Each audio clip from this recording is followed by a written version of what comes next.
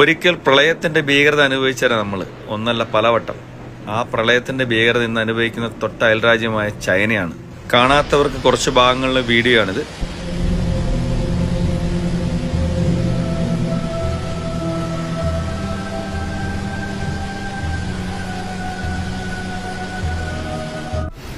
വലിയ കെട്ടിടങ്ങളുടെ പിന്നിൽ വെള്ളം നിറഞ്ഞ് ഉള്ളിൽ കൂടി കയറി പുറത്തോട്ട് ഒഴുകുന്ന രംഗമായത്. ഇതിൽ കൗതുകകരമായി തോന്നിയ ഒരു പ്രധാനപ്പെട്ട കാര്യം നിങ്ങൾ ശ്രദ്ധിച്ചോന്നറിയില്ല.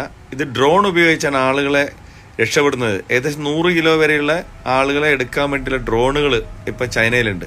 ഇത് 4-5 എണ്ണം നമ്മൾ അത്യാവശ്യമായിട്ട് കേരളത്തിൽ മേടിക്കണമെന്നാണ് എനിക്ക് ഗവൺമെന്റിനോട് പറയാനുള്ളത്. നമുക്കറിയാം, ചൈന സാമ്പത്തികമായിട്ട് വൻ മുന്നേറ്റം നേടിയ ഒരു രാജ്യമാണ് ഇപ്പം. ആ രാജ്യത്തെ ലക്ഷക്കണക്കിന് ആളുകളെ ബാധിക്കുന്ന രീതിയിൽ ഇങ്ങനെ ഒരു വെള്ളപ്പൊക്കം വന്നിട്ടുണ്ടെങ്കിൽ നമ്മുടെ ഒരു കൊച്ചു സംസ്ഥാനത്ത് ഇതുപോലെ മഴ പെയ്യുന്ന ഒരു സംസ്ഥാനത്തിന്റെ കാര്യം എന്താണെന്ന് നമുക്ക് ചിന്തിക്കാവുന്നുള്ളൂ. അതായത് മുൻകരുതൽ എടുക്കേണ്ടിയിരിക്കുന്നു എന്ന് മാത്രമാണ് ഞാൻ ഉദ്ദേശിക്കുന്നത് കേട്ടോ. ഒരിക്കലും അങ്ങനെ സംഭവിക്കാതിരിക്കട്ടെ. അതിന്റെ ഭവിഷ്യത്തുകൾ എന്താണെന്ന് നമ്മളിപ്പോൾ നേരിട്ട് കണ്ടുകൊണ്ടിരിക്കുകയാണ് കേരളത്തിൽ തന്നെ.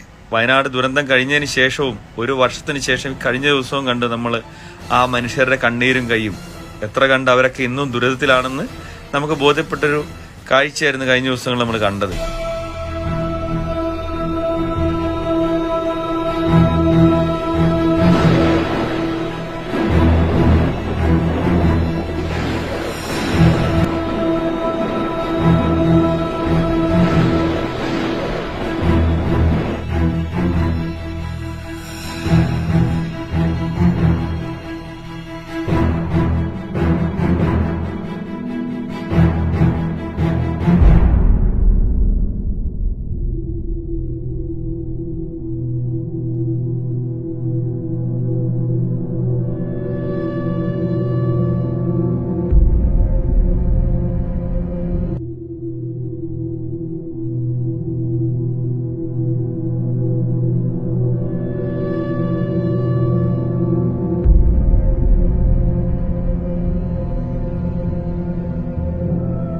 പ്രളയ ദുരന്തങ്ങളിൽ നമ്മുടെ ആളുകൾ എങ്ങനെയായിരുന്നോ ട്രീറ്റ് ചെയ്ത്, അതുപോലെ കുപ്പിവെള്ളവും ഭക്ഷണവും മറ്റു കാര്യങ്ങളൊക്കെ ആയിട്ട് എല്ലാവരും പല സ്ഥലത്തുനിന്ന് എത്തിച്ചേരുന്നതിൻ്റെ വീഡിയോസ് കാണുന്നുണ്ട്.